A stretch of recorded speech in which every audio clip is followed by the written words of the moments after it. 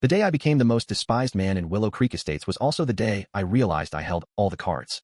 $500 a day. That was the fine Susan Blackwell and her homeowners association board slapped on me. All because I'd bought the lake right next to their upscale neighborhood. She turned me into a pariah, dragging my name through the mud in front of 120 families, insisting I pack up and disappear. But what Susan didn't realize was that when I dug into the county records, I uncovered a bombshell. The only road the entire community used to reach their homes cut straight through the property I'd just acquired. And with my background as a retired civil engineer, I had the know-how and the resolve to put up a fence and lock that road down for good. It all kicked off on a crisp Thursday morning in late September, around 9:30 a.m. I was cruising my Chevy pickup down that winding gravel path, flanked by thick oaks, heading to the small lake I'd snagged at a county auction 3 weeks prior. The old owner, an elderly fellow named Elijah Thompson, no kin to me, had passed away 6 months earlier, and his family wanted no part of the rural spread. I'd shelled out $215,000 for 12 acres of woods, wetlands, and a pristine spring-fed lake spanning about 4 acres. It wasn't a fortune by real estate standards, but for a 44-year-old guy who'd spent 2 decades drafting blueprints for interstate ramps and bridge supports, it was my slice of heaven. I craved solitude, a spot to cast a line, and mornings on a dock with nothing but the rustle of pines. I didn't even reach the water that day. Midway down the road, a gleaming black Mercedes SUV came roaring at me, kicking up a dust storm. It screeched to a halt, blocking the way. The door swung open, and out stepped a woman in her early 50s, clad in a crisp beige blazer and khaki pants. Her auburn hair was pinned back severely. She strode up to my window without so much as a hello. "You need to turn around right now," she barked, her voice like a whip crack. "This is private property, and you're not cleared to use this road." I leaned back, staying composed. "I'm Jonathan Hayes. I own the lake ahead. Just heading to my land." Her eyes narrowed. "I don't care what you claim to own. This road is Willow Creek Estates Homeowners Association property, and you're trespassing. Leave, or the board will hit you with legal action first thing tomorrow." I'd pored over my purchase papers before closing, walked the boundaries, checked the county basics. Nothing hinted at trouble, but I wasn't about to brawl with a stranger on my inaugural visit. "Listen," I said, hands on the wheel. "I bought this fair and square. If there's a mix-up, let's talk it out." She inched closer, her gaze icy and unyielding, the look of someone used to getting her way unchallenged. "No mix-up," she enunciated. "You're an outsider. You don't belong. If you think you can barge in and upend this community, you're dead wrong." She whipped out her phone, tapped a few times, and shoved it in my face. An email draft to the HOA board, subject, "Trespasser on association grounds." It painted me as an aggressive intruder seizing community assets, urging swift legal steps. She hadn't sent it, but the message was crystal. She had the clout, the group, and the votes to make my life miserable. I weighed my choices. Arguing or flashing my deed seemed futile. This was about dominance, not deeds. So I reversed, found a turnaround, and headed back. As I passed her Mercedes, I glimpsed the vanity plate, Susan B. That night, I laid out my documents on the kitchen table under a lone lamp. Deed, surveys, title policy, closing docs. I scrutinized them like old engineering specs for load-bearing calculations. Then, on a faded 1975 survey map, a faint pencil line caught my eye. Private access, parcel 14B. I traced it. It snaked from the county road through woods straight to the lake. Parcel 14B was mine. The road Susan claimed as HOA turf? It was on my property entirely. Sleep evaded me that night, my mind fixated on that line slicing through what she thought was hers. By 6 a.m., I was en route to the county recorder's office, first in line when it opened at 8. I needed ironclad proof, not just a sketch. The office was a squat brick spot between a bail bonds and a laundromat, smelling of aged paper and ink. A clerk in her 60s with chained glasses fetched a box of records back to 1960 for parcel 14B. I spread them out and dove in. The oldest deed from 1962 subdivided a 40-acre tract. Parcel 14B was sliced as a 12-acre lot with lake access, road marked as private driveway for it alone. In 1973, sold to Elijah Thompson, same notation. Then 1998, investors formed Willow Creek Estates HOA, bought surrounding lots, carved 120 homes. Their map showed the road threading through old land into their enclave, but no easement filed, no grant for use. For 26 years, they'd driven it unchecked. Disbelief mixed with fury hit me. A whole neighborhood built on unsecured access, and now Susan branded me the invader. I got certified copies of key deeds and maps for $18, tucking them into a folder like a loaded weapon. That afternoon, an email arrived. Violation notice, Willow Creek Estates HOA. From Susan, board signed, formal and haughty. It accused me of illicit access to association infrastructure, denied privileges, threatened court injunction, and $25,000 in fees if I tried again. Worse, repeated trespassing could lead to criminal charges via local police. The gall floored me. She was suing me for using my own land. I replied measuredly, MS. Blackwell, records confirm the road is on my parcel 14B. No HOA easement exists. You're the trespassers.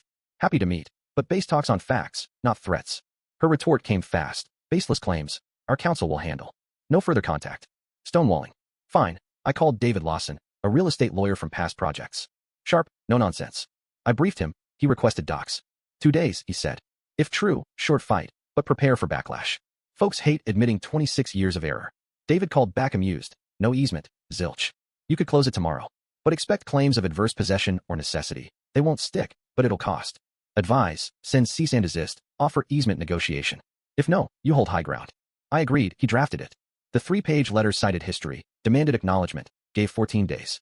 I anticipated resistance, but not Susan rallying the mob. Days later, old co-workers called about online posts labeling me a land grabber extorting families. A screenshot, my truck photo, captioned, "This guy's cutting us off, share." Over 200 shares, comments vicious, greedy, ruthless. Then a board letter, retained firm for prescriptive easement judgment. Plus, $150 per home special assessment for $18,000 legal fund, framed as defending against me, the aggressor. Now I was hitting wallets, brewing resentment. David reviewed it. Aggressive, weaponizing residents. Prescriptive claim flops, but they're betting you'll cave under mob pressure. It could backfire if we proved board knew no easement and wasted funds, personal liability. But longer game. This escalated beyond property. Susan made it personal, a smear to shield her agenda. I shifted to strategy, like bridge planning. File countersuit, I told David. Trespass, defense costs, 26-year compensation. He smiled, strategic. But attrition wore ahead, ugly. I'm in. That night, under stars, I pondered Elijah's quiet legacy turned battleground, Susan's unchecked arrogance, the family's duped. Clarity replaced anger, tactical moves now. David filed Friday, Monday brought a break. He suggested investigator Emily Carter for real estate probes. Aggression like this? Something to hide. At $200 per hour, she was thorough, cross-checking filings. She called, meet tomorrow. At my table, she revealed, Susan owns 3 lake parcels via Silver Oak Holdings, bought 2010 to 2015 under maiden name, board unaware. Small lots, but together, they controlled access. Then a bombshell. 6 months ago, preliminary deal with Green Valley Developments for eco-resort, cabins, docks, kayaks. Susan got $150,000 upfront plus 10% revenue 5 years. Clause. Warrants full access via Parcel 14B, including easements. She promised my land. Emily. She assumed she'd win auction post Elijah's death, sealed deal. You outbid, now breach risk, clawback. HOA fight. Cover for her profit. Motive clicked, not community, money. HOA her shield for personal gain. No disclosure in minutes, violating recusal laws. Bad faith. Court usable? Absolutely, for motive, credibility. I briefed David, leverage. File amended counterclaim. Let her know we know. See if she folds. David filed Thursday, 52 pages eviscerating her. Friday, her firm wants emergency meet, scrambling. We set Monday. I mapped outcomes like engineering trees. Monday, clear skies. In David's conference room, Susan, lawyer Douglas Caldwell, late 50s, and HOA VP Laura Simmons, nervous blonde. Susan looked diminished, defensive, avoiding eyes. Caldwell opened, resolve efficiently. HOA claims prescriptive use, offers $12,000 for perpetual easement. I didn't budge. David, so Jonathan accepts $12,000 once, enabling Mrs. Blackwell's $150,000 private deal? Silence. Caldwell, irrelevant. David slid Green Valley contract to Laura. Board no president owns parcels. Signed guaranteeing unowned access? Laura paled, read, hit clause. You said protect access, she told Susan. Made us assess for homes. Susan snapped, protecting all, resort boost values. But Laura stood, emergency board meet, no negotiate till full disclosure. She exited. Caldwell recalibrated. Easement terms? I countered, $12,000 annual. HOA maintains, insures. Default ends it. Excessive? David, cheaper than new road, $120,000 plus, 18 months. Susan met my eyes, fear now. Caldwell, hard sell. I rose, then build or litigate and lose. Done with lies. We left them stunned. David grinned, textbook. Power shifted, she reacted to me. 3 days later, Laura called. Emergency community, meet Saturday, 10 a.m. Hear both sides unfiltered. I agreed, expose facts. David warned, heated, facts only. Saturday, overcast November. Center packed, 200 plus tense residents.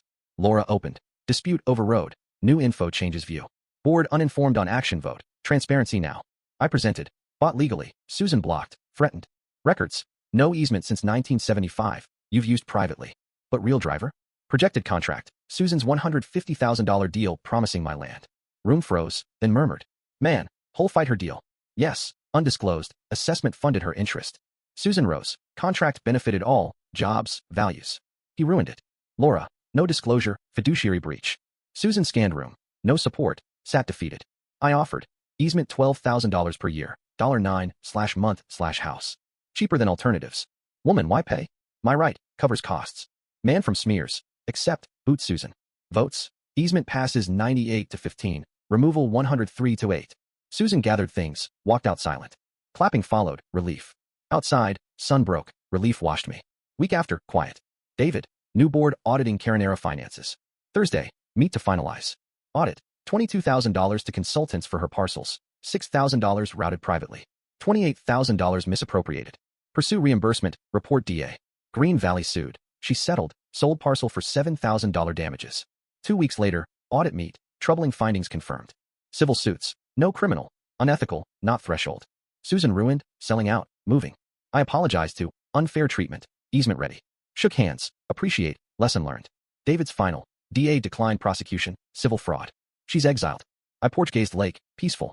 Justice, truth, fair consequences. Easement signed clear December morning, 3 months post-block. Robert Fletcher and board at recorders, notarized, recorded. Fair. Saturday, custom oak sign. Access road granted in partnership, December 24th. Installed at road start. Laura drove up, good sign. Community relieved truth out. I, not winning, doing right. She agreed, left. Evening, on my dock, fishing as sunset. Peace earned through patience, evidence, law.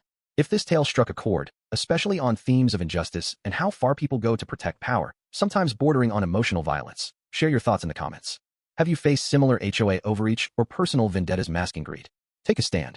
Was justice served fairly here, or should accountability go further? Express your views. I'd love to hear them.